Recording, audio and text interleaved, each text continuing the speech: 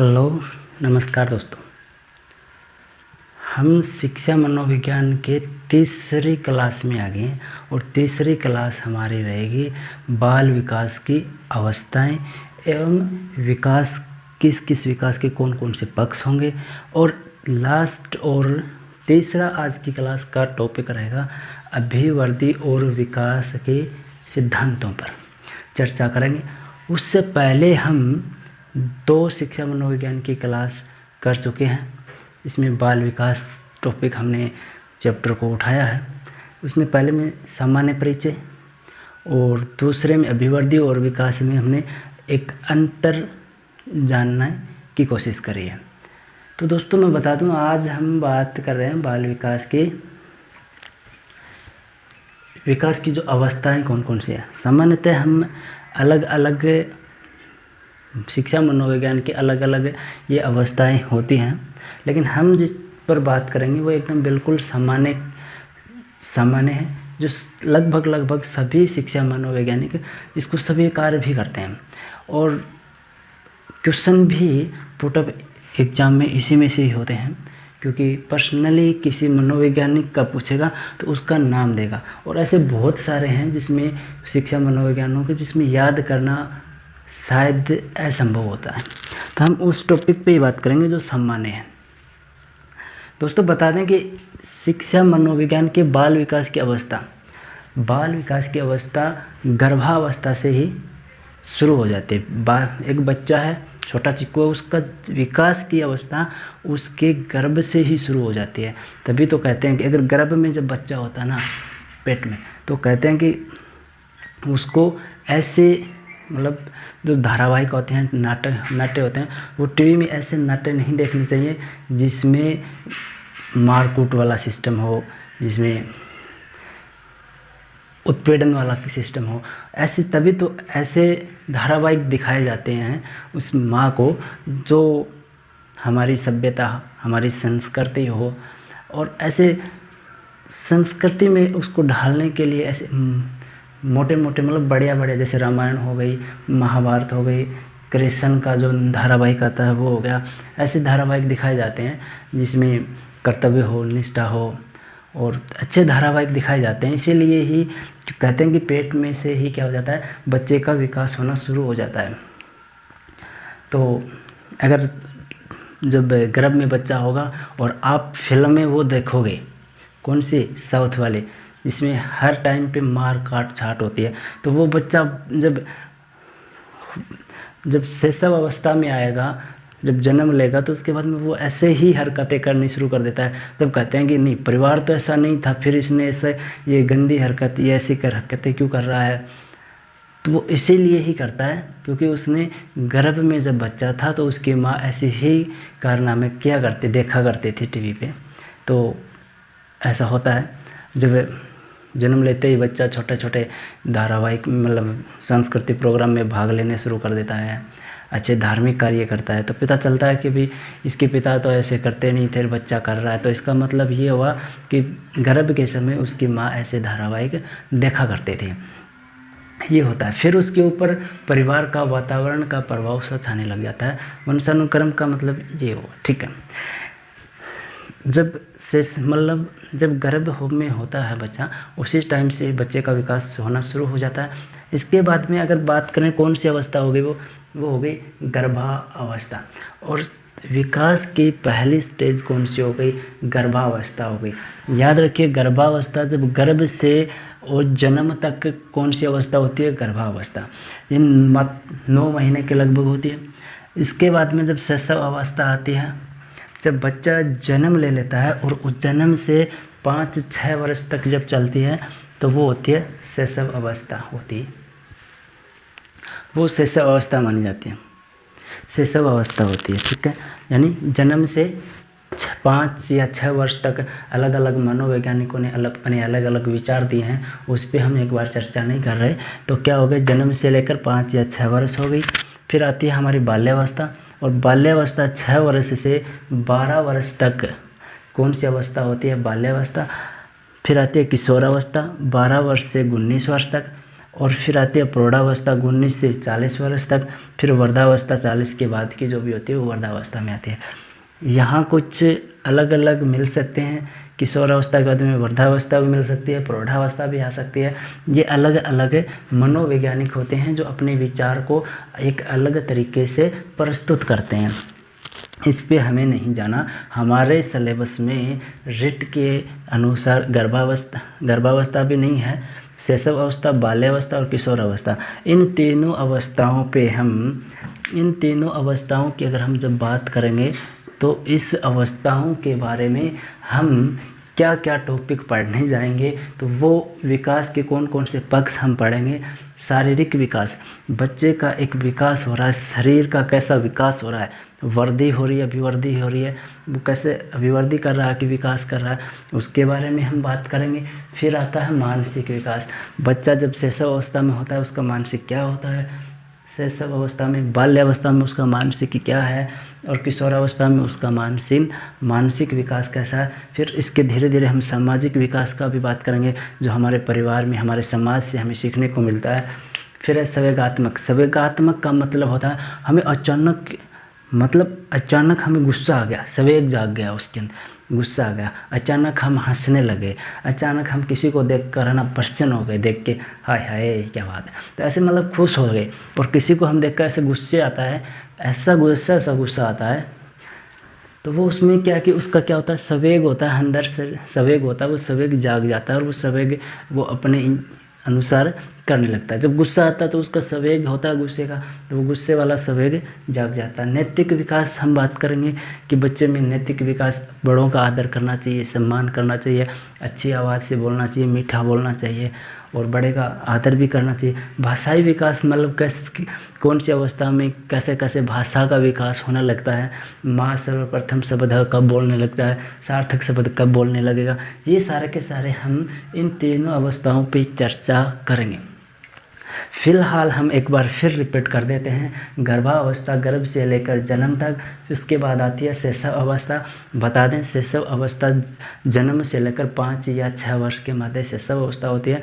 फिर बाल्यावस्था आती है और बाल्यावस्था 5 या 6 से 12 वर्ष तक मानी गई है। किशोर अवस्था 12 वर्ष से 19 या 18 वर्ष तक मान ली गई है। प्रौढ़ावस्था 19 वर्ष से 40 वर्ष तक, और वृद्धावस्था 40 से ऊपर जब चले जाते हैं तो आप वर्ध में आ जाते हैं, वृद्धावस्था हो जाती है।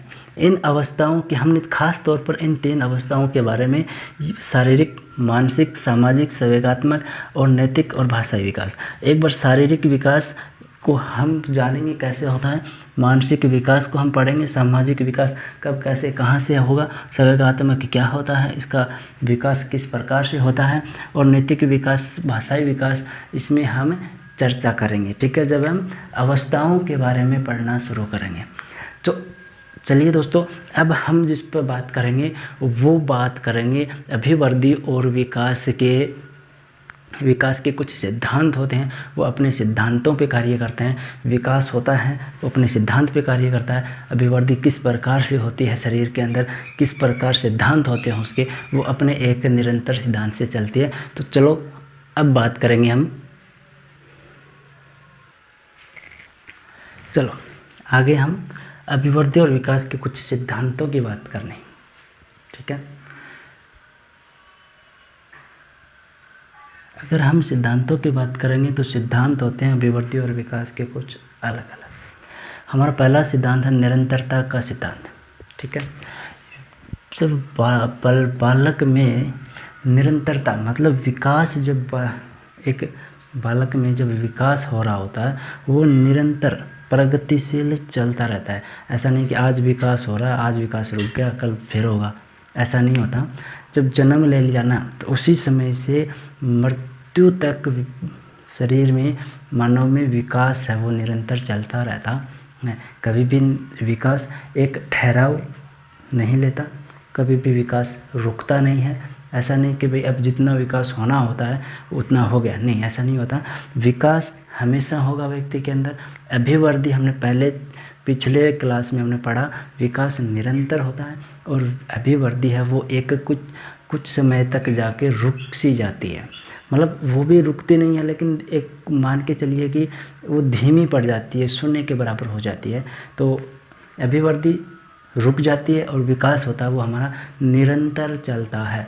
विकास बालक में क्या होता है, एक छोटा चिक्कू जब जन्म लेता है उसी समय से वो मृत्यु तक कुछ ना कुछ अपने दिमाग में कुछ कामक इच्छाएं, कुछ क्रियाएं करता रहता है। और क्रियाएं करेगा तो वो क्या करेगा, सीखेगा, और सीखता रहेगा तो उसमें क्या होगा, विकास होगा। वो 10 साल का भी बच्चा नहीं सीख पाता है, वो 2 साल का बच्चा सीख लेता है। क्योंकि अगर सड़क पे, अगर रोड पे सड़क पे चलेगा, अचानक उसके क्या होगा, खड्डा मिलेगा तो वो खड्डे में गिर जाएगा। और उसके पास 2 वर्ष का जो बालक होता है, 10 वर्ष का गिरा उसके अंदर, और 2 वर्ष का उसको देख के क्या कर लेता है, सीख लेता है। तो विकास कभी भी कहीं भी कैसे भी हो सकता है, और वो रुकता नहीं है, निरंतर चलता रहता है। वो जब मृत्यु के एकदम निकट आ जाता है ना, तो उसी समय भी वो उसका विकास बढ़ रहा होता है कि न कि घट रहा। हाँ, हालांकि उसमें विकास की दर कम हो जाती है, लेकिन विकास रुकता नहीं है कभी भी, ये ध्यान में रखना है।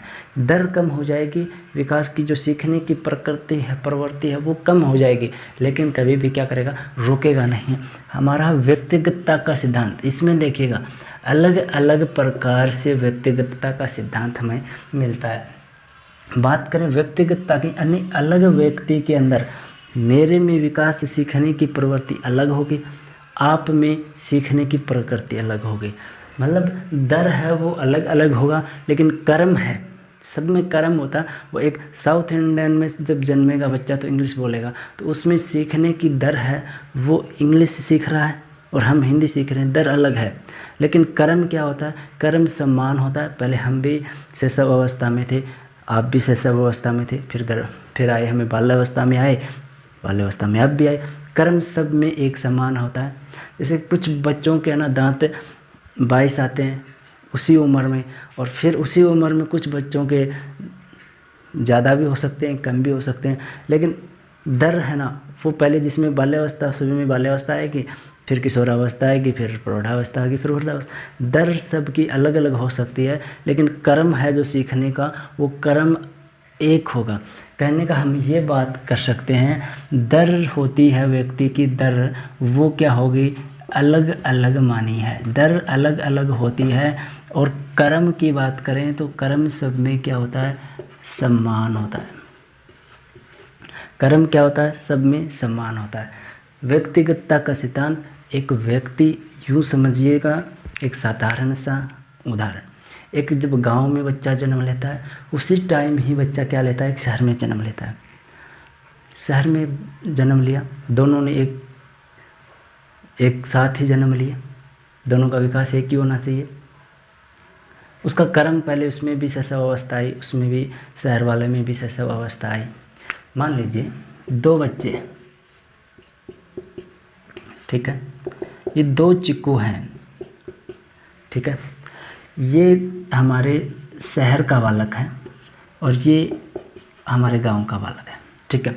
दोनों ने एक साथ जन्म लिए, एक ही हॉस्पिटल में लिए। मान लीजिए भैया क्या करा, एक ही हॉस्पिटल में जन्म ले लिया इन्होंने, ठीक है। जन्म के बाद ये गांव, शहर चला गया, ये अपने गांव चला गया। इसमें जब विकास की कर्म समझिएगा, कर्म सम्मान कैसे होता है, दोनों का कर्म, मतलब दोनों में पहला कौन सी आई, दोनों में पहले आई शैशव अवस्था, दोनों में ही आई शैशव अवस्था आई। फिर इसके बाद में आती है बाल्यावस्था, दोनों में ही बाल्यावस्था आई। फिर आई किशोरावस्था, दोनों में ही किशोरावस्था आई। ये हो गया एक कर्म, हो गया सम्मान कर्म। इसके बाद में बात करें हम, अलग दर अलग अलग हो सकती है। ये शहर वाला है तो ये शहर की चीज़ों को ज़्यादा महत्व देगा, यानी इसमें क्या होगा, ये मोबाइल चलाना सीख लेगा, ये मोबाइल चलाना सीख लेगा बाल्यावस्था में अगर इसके पास होगा। और अगर कंप्यूटर है तो कंप्यूटर चलाना सीख लेगा, मतलब टेक्नोलॉजी से ज़्यादा सीख लेगा ये। अगर गांव वाले के पास मोबाइल है नहीं तो वो सीख नहीं पाएगा, ना ही कोई कंप्यूटर की व्यवस्था है, ना कोई टेक्नोलॉजी की व्यवस्था है, तो गांव वाला टेक्नोलॉजी सीख नहीं पाएगा। ये हो गया हमारा अलग अलग कर्म, अलग अलग तो कर्म समान हो गया, दर हो गई हमारी अलग अलग। ये दर की बात करता है, ठीक है। इस प्रकार हो गई हमारी दर अलग अलग, ठीक है। चलो हम नेक्स्ट सिद्धांत की बात करें, परिमार्जितता का सिद्धांत। और परिमार्जितता का मतलब हो गया, एक हम यूँ लिख सकते हैं, परिमार्जितता का यानी अर्जन करना। परिमार्जितता का सिद्धांत अर्जन करना। परिमार्जितता का अर्थ हम अगर बात करेंगे साधारण शब्दों में, तो परिमार्जितता का शब्द हो गया अर्जन करना। और सभी अलग अलग अभिवृद्धि और विकास जब बालक में, हमने पिछली थोड़ी सी बार पहले हमने यहाँ पर देखा, उसको शहर वाले को जिस प्रकार का वातावरण मिलता है, गांव वालों को जिस तरह का वातावरण मिलता है, वो दोनों अपने अपने वातावरण में चले जाते हैं। अगर जब गांव वाला जब हॉस्पिटल से पैदा हुआ, अगर अदल बदल मतलब चेंज हो जाते, तो भी वो शहर जैसा ही व्यवहार करता, और वो कैसा करता, गांव जैसा। ये वातावरण का प्रभाव हो गया। तो इसका मतलब हो गया परिमार्जितता का मतलब अर्जन करना। प्रत्येक व्यक्ति अपने विकास को जिस दिशा में मोड़ना चाहे उस दिशा में मोड़ सकता है। अभिवृद्धि को जिस स्थान पे ले जाना चाहे उस स्थान पे ले जा सकता है। कहने का मतलब अभिवृद्धि और विकास को अलग अलग दिशा में मोड़ा जा सकता है। कहने का मतलब सीधी सी बात ये है, अगर हम आज चाहें कि हमें किस तरफ विकास करना है, हम उस प्रकार से विकास कर सकते हैं बालक का। अगर हम चाहें हमें बालक का विकास करना नहीं है, अगर ऐसे बालक पर ध्यान नहीं देंगे एक चिक्कू पे, तो वो वैसे ही हरकतें करेगा। अगर उस पर अच्छे से ध्यान देंगे तो उसका विकास जो किसी और तरफ हो रहा है, तो उसको अच्छे संस्कार देकर दूसरी तरफ मोड़ सकते हैं। इसका मतलब अर्जन करना। अभिवृद्धि और विकास को क्या किया जा सकता है, किसी भी दिशा में मोड़ा जा सकता है, यानी प्राप्त किया जा सकता है। नेक्स्ट हमारी है मस्तकोद्मुखी, यानी सिर से पैर की ओर, सिर से पैर की ओर। इसका मतलब एक जब बालक है, छोटा चिक्कू होता है, तो उस समय क्या होना चाहिए कि मस्तकोद्मुखी का मतलब कि इसको ही हम सिर से पैर की ओर विकास। जब एक बच्चे का विकास हो रहा होता है, छोटा बच्चा जब चिक्कू होता है, तो उसका विकास यानी सिर से लेके पैर की ओर होता है। यानी बच्चे का सबसे पहले अगर कोई चीज़ का विकास होगा तो वो इससे सिर का होगा। सिर के बाद में धीरे धीरे पहले तो अगर बच्चे को आप छोड़ दीजिए शैशव अवस्था में, वो सबसे पहले क्या उठाएगा, अपने सिर को उठाना शुरू करेगा। सिर को उठाएगा, फिर अपनी छाती को उठाएगा, फिर पेट को, फिर अपने पैरों को हिलाएगा और अपने हाथों को हिलाएगा। कहने का मतलब कि सिर से पैर की ओर, सिर के जितना ज़्यादा नज़दीक जो होता है अंग, उसका उतना जल्दी विकास होना शुरू हो जाता है। ऐसा नहीं कि भाई बच्चा ना सबसे पहले कलम को पकड़ना सीख गया, ऐसा तो नहीं होता। पहले हाथ को कंट्रोल करेगा, ठीक है, और कंट्रोल करने के बाद में इसको पकड़ना ऐसे सिखाएंगे कि भाई पेंसिल को ऐसे पकड़ते हैं। उसके बाद में वो आगे का हिस्सा ना, पहले हाथ काम करना शुरू करेगा, फिर आगे की अंगुलियां काम करने की शुरू करेंगी।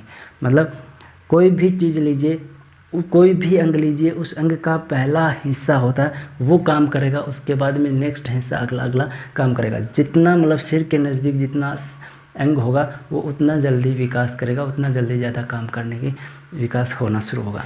ठीक है, बच्चे में याद रखिएगा, बच्चे में विकास किस दिशा में होता है, तो सिर से पैर की ओर होता है। पहले सिर उठाएगा, फिर ऐसे छाती उठाएगा, फिर पेट उठाना शुरू करेगा, फिर पैरों को भी ऐसे मारना शुरू करेगा।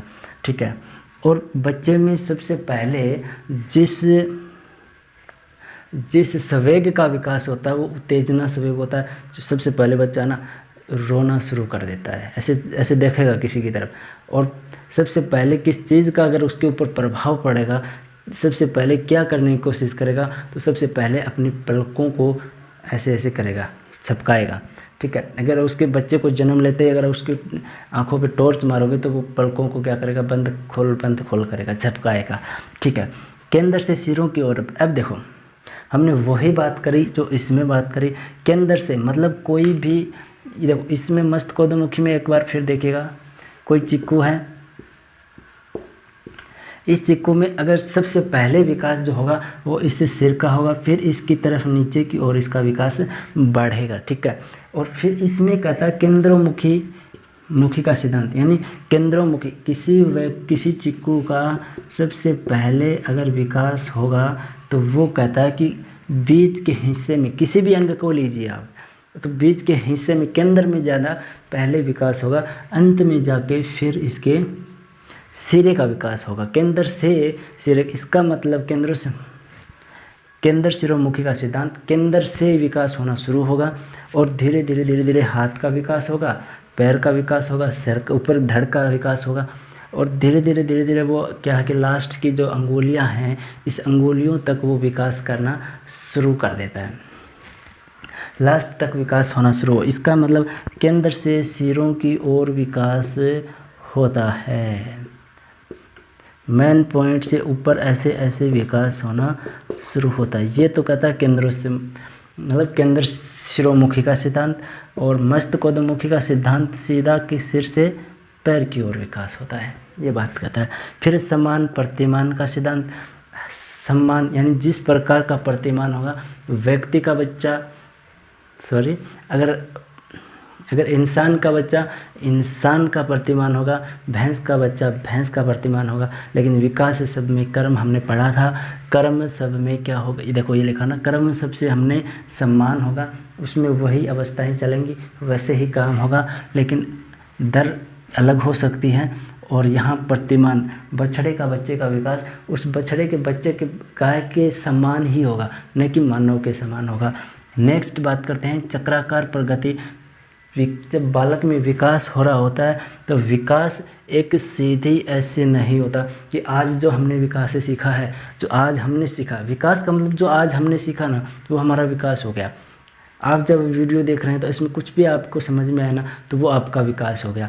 धीरे धीरे अपने विकास किया। ये तो नहीं कि भाई आज विकास जितना हुआ उतना ही कल हुआ, कल तो आपने राबड़ी पी के सो गए, कहाँ विकास हुआ, नहीं पढ़े तो नहीं हुआ विकास। तो ऐसे ऐसे विकास होता रहता है। कभी धीमा हो जाता है, कभी तेज़ी चढ़ जाता है, कभी फिर धीमा होता है, फिर कभी शादी वादी आ गई तो फिर क्या हो गया, धीमा हो गया, फिर शादी निकल गई, फिर विकास क्या हो गया, अपनी तरफ तेज हो गया। ऐसे विकास अलग अलग चलता रहता। तो हम कह सकते हैं कि विकास क्या होता है, वर्ग एक चक्राकार प्रगति होती है, मतलब एक सीधी डायरेक्ट नहीं होके एक इस प्रकार से विकास की प्रगति होती है। कभी धीमा होता है, कभी तेज होता है, फिर कभी धीमा आता है। आज हमने खेत में काम कर लिया, धीमा हो गया, कल हमने नहीं करा तो कोचिंग चले गए तो तेज हो गया। तो ऐसे फिर हमारी कोई शादी आ गई, धीमी हो गई, और फिर शादी निकल गई, फिर पढ़ना शुरू कर दिया। अब पता चला कि कोरोना आ गया तो फिर धीमा हो गया, फिर पता चला अब तो एग्ज़ाम आने वाले हैं, तो फिर क्या कर दिया हमने, तेज़ कर दिया। ऐसे विकास होता है, ठीक है। यानी एक चक्राकार कभी धीमा हो जाता है, कभी तेज हो जाता है, कभी धीमा होता है, कभी तेज होता है। हमारा लास्ट जो सिद्धांत है विकास का, वो विकास का वंशानुक्रम एवं वातावरण से सहसंबंध। जिस प्रकार हम जिस वातावरण में रहते हैं उस वातावरण का, और जिससे हमारे माता पिता वंशानुक्रम होते हैं, जिसे में वंश से हमें प्राप्त हुए हैं, जो हमने गर्भावस्था में जो हमने पेट के अंदर 9 महीने हमने जो चीज़ें सीखी हैं उसका संबंध, और जब हम बाहर का जब वातावरण देखेंगे तो उसका संबंध हम मिलाने की कोशिश करेंगे। और उसको कहने का मतलब है वंशानुक्रम और वातावरण दोनों का संबंध क्या होता है, सह संबंध वो स्थापित कर लेता है, और वो अपने आप को उस वातावरण के अनुसार ढालने की कोशिश करता है और ढाल भी लेता है। कभी कभार ऐसा नहीं हो पाता है, वातावरण अपनी संस्कृति में नहीं ढल पाता है, तो वो बालक अपराधी प्रवृत्ति के बालक होते हैं। वो अलग हम व्यक्तिगत भिन्नताएं होंगी, उसमें चर्चा करेंगे। तो ये हो गया वंशानुक्रम एवं वातावरण की सहज संबंध है। आज हमने 3 चीज़ें पढ़ी, वैसे हमने 2 ही चीज़ें पढ़ी। एक विकास की अवस्थाएं पढ़ी, दूसरी हमने बात करी उस अवस्थाएं हम पढ़ेंगे तो उस अवस्थाओं में कौन कौन से टॉप पॉइंटों को हमने मद्देनज़र रखते हुए आगे बात करेंगे। फिर हमने अभिवृद्धि और विकास के कुछ सिद्धांतों के बारे में पता करा कि अभिवृद्धि और विकास जब होता है वो अपनी कौन सी सिद्धांतों के अनुसार कैसे बढ़ता है आगे की ओर, और कैसा होता है विकास सिद्धांत, उसके बारे में हमने पता करा, ठीक है। तो ये हमने 2 टॉपिक पढ़े। नेक्स्ट जब हमारी क्लास होगी तो उसके अंदर हम गर्भावस्था आप नहीं पढ़ेंगे, सीधी शिशु अवस्था में पढ़ेंगे। शिशु अवस्था की कुछ शिक्षा मनोवैज्ञानिकों ने परिभाषाएँ दी हैं, उसके बारे में जानेंगे, उसकी विशेषताएं जानेंगे। फिर हमने जो अभी ज्ञानात्मक, संवेगात्मक, शारीरिक, सामाजिक, भाषाई उसके ऊपर हम बात करेंगे कि कितने वर्ष का बच्चा जब पहली भाषा बोलता है, जब जन्म लेता है, उसमें कितना वजन होता है और कैसे कैसे वो हरकतें करता है, उस पर हम बात फिर कभी करेंगे तो नेक्स्ट क्लास में। तो थैंक यू, बहुत बहुत धन्यवाद आपका।